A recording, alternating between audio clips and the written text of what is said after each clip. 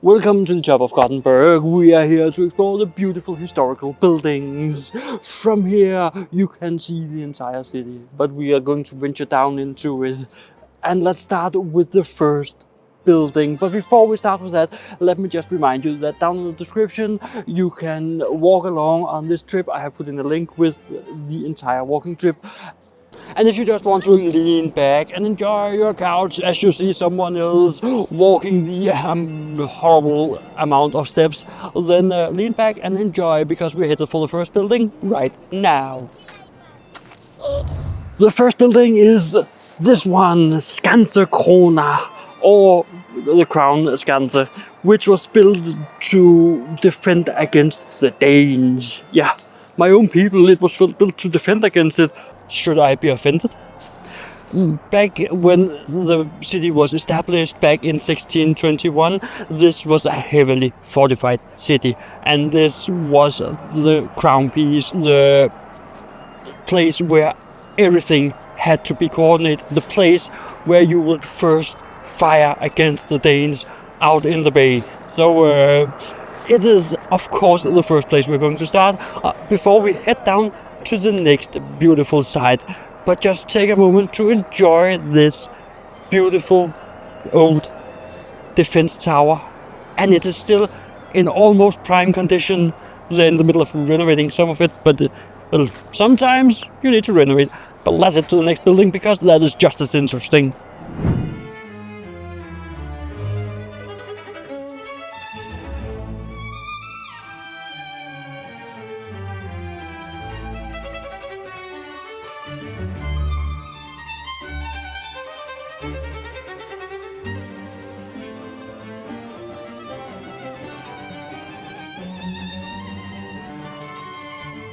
Quick little side note, if you're in Gothenburg on the right season, you have the cherry trees, they are blossoming. It's around April, plus minus.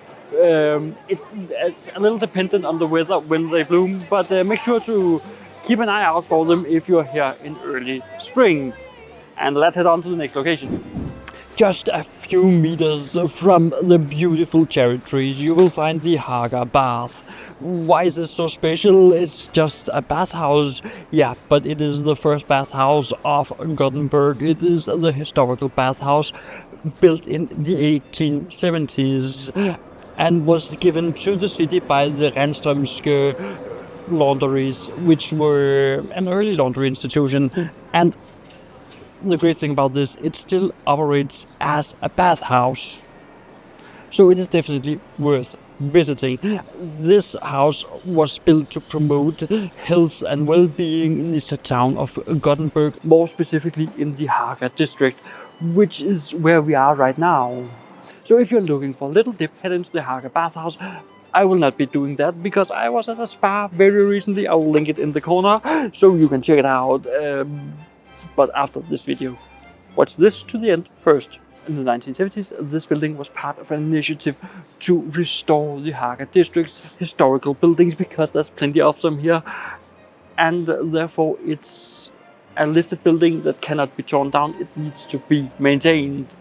But let's head on and let's see if there's any more interesting buildings. Oh, I know there is more interesting buildings in the city of Gothenburg, but let's head for them right now.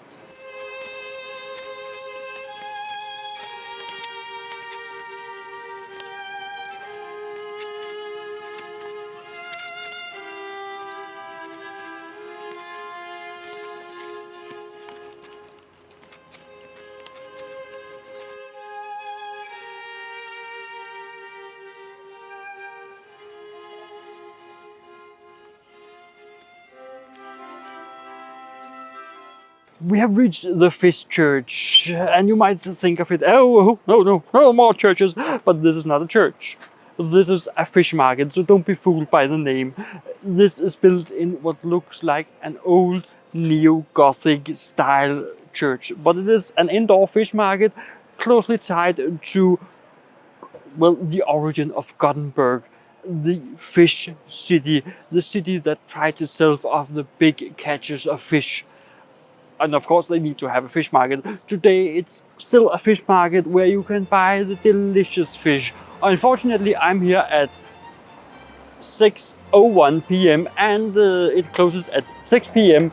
today. So yeah, unfortunately I cannot show you the inside other than these pictures taken from around the internet, but it is definitely worth.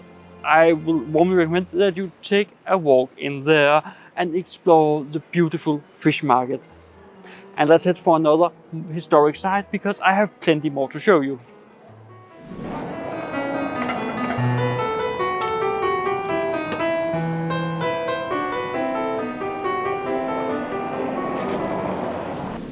We have reached St. Andrew's Church, and this is no ordinary church. It may look a little bit boring, but it is actually the Church of England, or the original Church of England's strong ties with Gothenburg. It was the hub for the Church of England here in Gothenburg and for the community for many years. It can trace its roots back to 1741, so it is quite an old church and definitely worth a visit. It's just too bad I'm here too late in the day because the church is closed, so I cannot show you the inside, but know that this is the spiritual hub of the Church of England, and that is what is so important with this church. And let's head for the next thing because I have more interesting historical buildings to show you.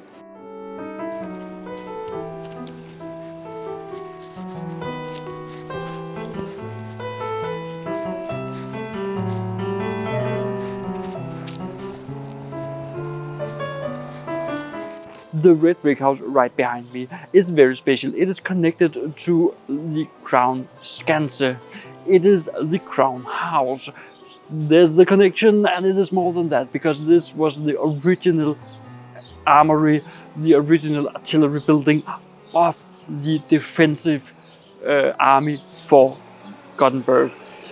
So of course it is special, it's historical, it is on the list of preserved buildings here in Gothenburg. It was built back in 1654, so it is quite an old building and a very well maintained building. And definitely come by here, see the grandeur of the building because the camera doesn't translate how grand this building is. But let's head for the next interesting building here in Gothenburg. Just around the corner from the Crown House, you will find the German church, or more precisely, Christinae in its German name. It is named after Queen Christine, daughter of King Gustav II. So it is a German congregation. It is mainly used by the German and the Dutch congregation and has been so since 1748. Yeah, this is a city of churches, and this is just another example of it. What is a little bit special about this one from the other churches in this city is the color and the church spire. The church spire is more inspired by the German churches, therefore it is a square spire, and the color is also inspired by Western German and Dutch churches, therefore it is the yellow-white color, which makes it special since most other churches in this city are red from the bricks they use. This one has a plaster on it where it is made in another color. And let's head for the next interesting spot. Another thing that's just around the corner from the church is the city hall behind me. The city hall is very special. It was, I just need a cue card because I need to pronounce his name. It was built by Nicodemus Tessin and was finalized in 1672, making it one of the biggest city halls at that time. And of course you have to just come by, look at it, gaze at it, see the beautiful architecture on the outside. And let's head for the next one because it is just right up there and it has the same type of architecture. We have moved to another corner of Carl Gustaf Square. It is actually the square we are on, commemorating Carl Gustaf, one of the famous kings in Sweden. Right behind me, right there, you will have the Börsen, which is what it's called in Swedish. It is inspired by the French word la bourse, which is a place of commerce, a place of exchanging stocks. And today it's a modern stock exchange. The name stands for what's in there. I'm not actually sure, but it's something with an EU flag. But it is another neoclassical style. It is made in the same architectural ideas as the City Hall. It is just built in 1849, so many years later, but inspired by the City Hall. And definitely come by, see it, and let's head for the next interesting location, because I have something with history for you.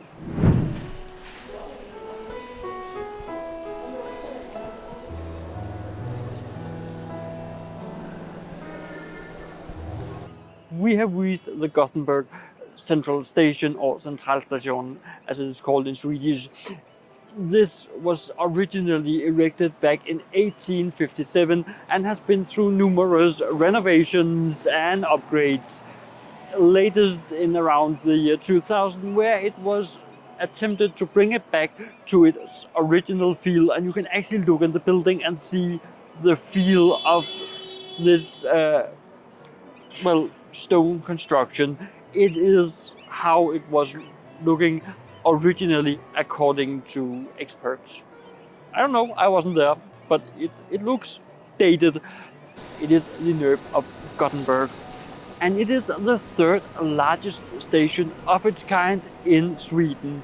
So it is quite an impressive big station when you just get in there. Here on the outside, not much. On the inside, way big. And if you want to see me explore more of Gothenburg, then check out this video right here, where I show you more of Gothenburg. So check it out, and I'll be looking forward to showing you much more of Gothenburg right over there.